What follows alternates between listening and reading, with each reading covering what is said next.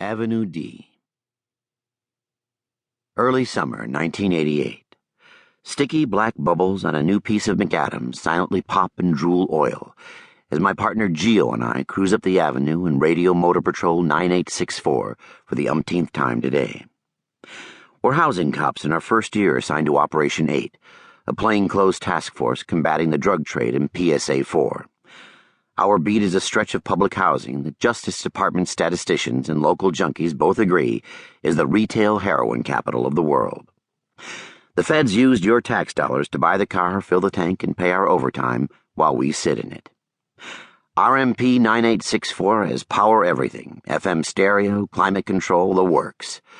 But we drive with the windows down and the radio off, taking in as much of the sights, sounds, smells, and faces as our senses can handle.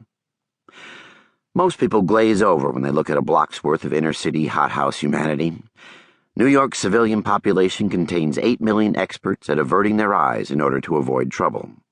But with a badge, a gun, and a license to butt in, a New York plainclothes cop never thinks twice about looking the people they pass right in the eye. We're connoisseurs of the flash of recognition that precedes those civilian darted looks away. We size up everybody, the steerers calling brands, the dealers making hand-to-hands, and the junkies crawling in feeling bad, hoping to walk out feeling nothing. We audition every face, every swinging arm, every sweating neck, every open eye that we pass. Who's waiting on someone? Who looks like they're hiding something? Who's new? Who's missing? Who can we toss for dope and a collar or hit up for some information? There's a sun up there somewhere beyond the rooftops, but the sky looks like spoiled milk, and the gummy yellow haze won't betray a bright spot.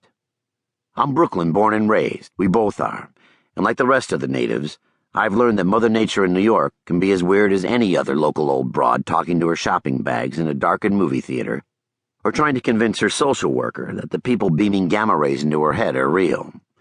Heat lightning cackles above the Brooklyn skyline, and her message is clear. You may have it paved over, but it's still a swamp.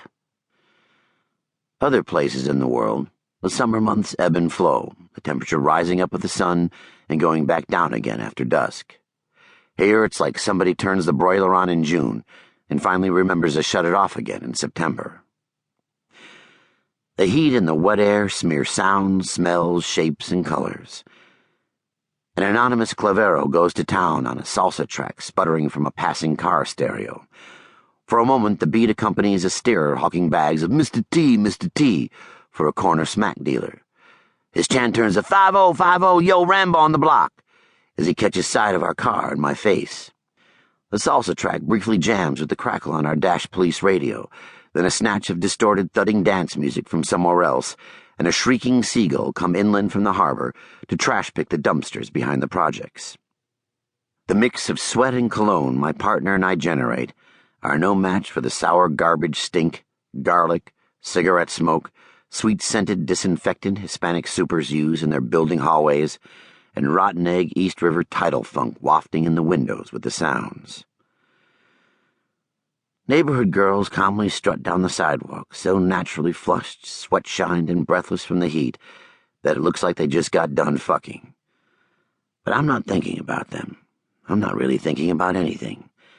There's a trance-like slow rhythm to a day tour in weather like this. You save your focus. Likely as not, you're going to need it for something later.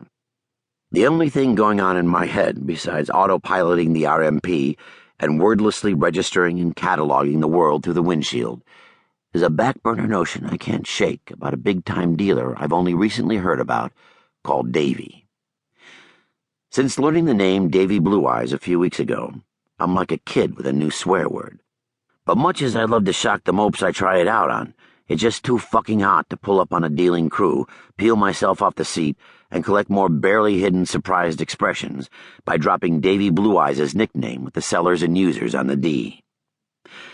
Nearing 14th Street, I swing out to the right a little, cut left, and do a tight U-turn. It's too hot for the tires to even bother squealing.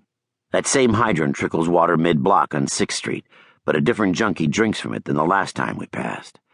A third Indeed dealer crew heavy I tossed less than a week ago makes a show of not recognizing us and curses in Spanish at the strung-out guy at the hydrant.